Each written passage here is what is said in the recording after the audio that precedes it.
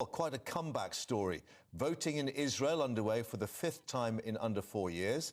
And the country's former Prime Minister, Benjamin Netanyahu, on trial accused of corruption, is hoping to return to office. He does deny the charges against him.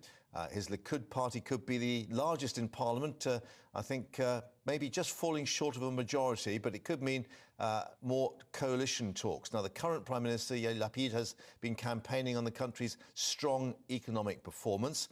Let's cross to Tel Aviv and speak to the foreign editor of the Jewish News, Jotam Confino. Thank you very much indeed for joining us. This could be quite a comeback for him. In many ways, a historic comeback. Netanyahu is the longest sitting prime minister in Israel's history. He has been prime minister over a couple of times, and 15 minutes altogether he has been the leader of Israel. Now he finds himself in the opposition, and he's really struggling now to reach the golden 61 mandates it requires to form a coalition in Israel. Exit polls from a couple of days ago, when they stopped doing exit polls here, the last exit polls showed that Netanyahu is hovering around 60 to 61 mandates. He is still the one who is considered the most likely to be able to form a coalition.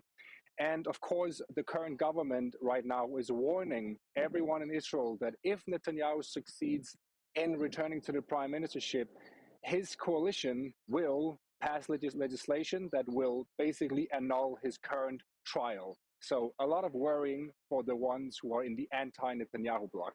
Yeah, I mean, he's quite a divisive character. What is the likelihood that they could form a coalition? Because that really has been a difficulty for the past, 3 or 4 years. So again, the likelihood is actually, it seems more likely now than it did in the last election. He still really struggles to get those golden 61 mandates, but he has increased in the polls, and he is still the most popular figure. Every poll shows that people would prefer him as prime minister over the current prime minister, Yair Lapid.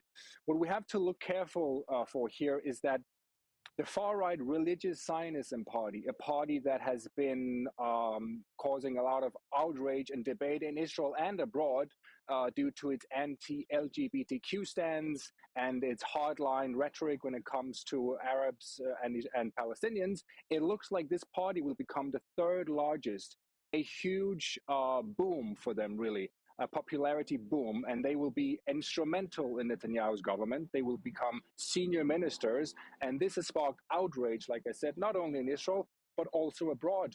We actually heard senators in the United States warning Netanyahu not to sit with this party simply because they're too extreme. Okay, so the sort of old centrist left and right, now that's being taken apart with different issues.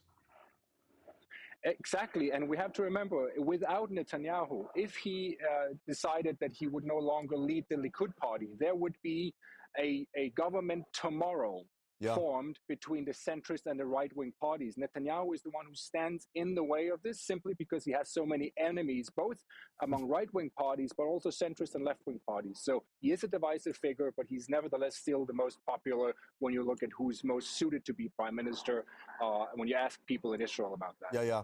Well, thanks very much for updating us there in Tel Aviv. We'll be back to you, of course, as we see what emerges in the days ahead. Thanks very much indeed.